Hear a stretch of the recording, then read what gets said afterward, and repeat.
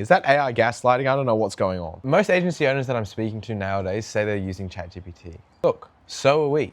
About 6 months ago. But we've made a switch. We've gotten 8 clients in 6 weeks. And the way we're using AI now looks very different to what normal agencies are doing. In this video, I want to be honest about ChatGPT. I want to be honest about Claude, tell you exactly what we've changed and what we've actually noticed. Let's not be dramatic.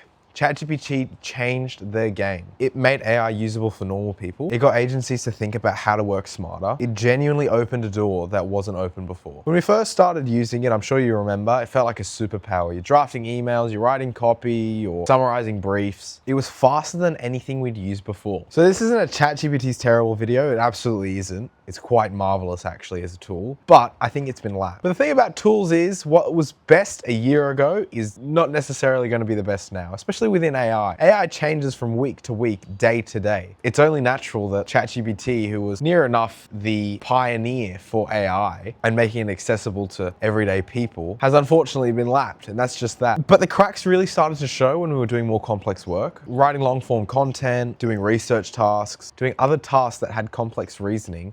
But ChatGPT's reasoning was off because it would just agree with you on everything, even when you were wrong. You know, it struggled with handling longer briefs. It wouldn't keep context from everything. It would drift, lose the tone, give us something generic that we'd eventually have to go and edit. It also put proposals in. It would never give us the full edit, what was wrong with it, what we should change, unless we prompted it further and further and further. I actually had a very important proposal that I put through it. We were going into another business basically, and they were going to get us to do their sales aspect of it. And it was actually it was a real business. It wasn't an info product or a digital thing by any means. It was a real business, and they came to us, they reached out to us. I scratched something up and I put the proposal into ChatGPT. It was about 4 to 5 pages long. The logic was flawed. There were legal loopholes that the other business could exploit. But it was not until I diagnosed what was wrong and said, should we do this instead, that ChatGPT said, yes, you should do that, because that leaves no liability for you, or whatever it said. I then asked it, why did you not come out with this when it first said it? Why did you not diagnose this? And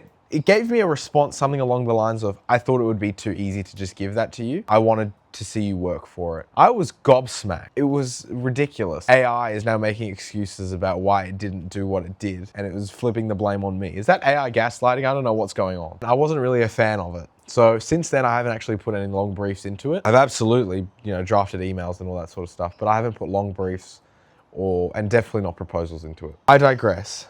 Back to it. An agency having to heavily edit what AI puts out for them kind of defeats the point. We weren't really saving much time at all. We were just kind of moving the problem. I'll be completely honest with you. Why we actually tried Claude was because of Instagram Reels. You were seeing it all over Instagram. So memes like the type of performance Claude is putting on right now, and that sort of stuff. So then that's kind of the reason why we actually tried it. It wasn't some sort of massive strategic position. It was just, let's try it. In the first week, the changes were significant. The writing was better, not slightly, noticeably. The reasoning was there. Claude wasn't agreeing with us for the sake of agreeing. It holds context in long conversations, which completely changes the way you use it, because you don't have to re-prompt or tie it back to something that you already said or anything like that. It's very convenient. Since then, we started using it for client content, strategy documents, proposal build out, and for a whole bunch of other internal stuff. And the editing time dropped significantly. One thing I will say about Claude is it doesn't get the dates very correct unless you give it the dates, which is fine. Semantics, really, it's not that big a deal. It's pretty easy to just go and edit it and retweak it, because if you say keep everything the same and add this or that, it will keep everything the same and add this or that. Unlike ChatGPT, which is a bit troublesome at times. So for agencies specifically, that is massive, because our margins basically live in the time that we spend on doing stuff and how long things take. Here's the practical stuff. I don't want to be too abstract. For the very least, the first draft of client content. You all right? Yo, yeah, why? Can you hear me? We use it for strategy documents and proposal build outs. That is massive. That has helped so much. I know I said this no more than 30 seconds ago, but the reasoning and the structure that it gives you is actually genuinely strong. But I will say one thing as well. We've recently started using Claude Code. Less me, more Jack. That has actually been a game changer. It's so cool to see what it says.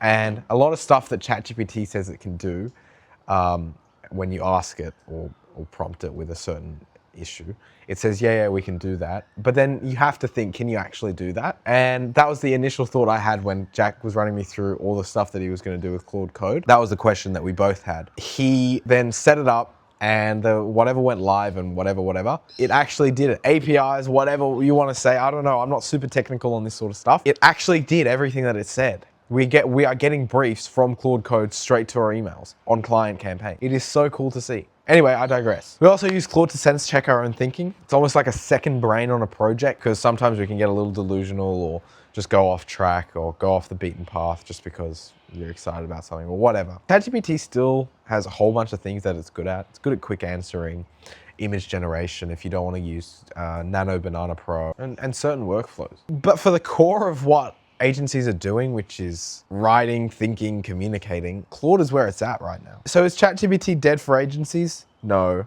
but I think it has been lapped. If you're still defaulting to it out of habit, I think you should go ahead and just run the same tasks in Claude, one beside the other, actually see what the results are, if it's actually worth switching. We did, and we haven't looked back. If you want to see more of how we actually run our agency, sign clients, do cold calls, all that sort of stuff, subscribe. The uploads will be a little more frequent nowadays, which is good. I think it definitely needs to be. Let me know in the comments, are you on ChatGPT or have you made the switch?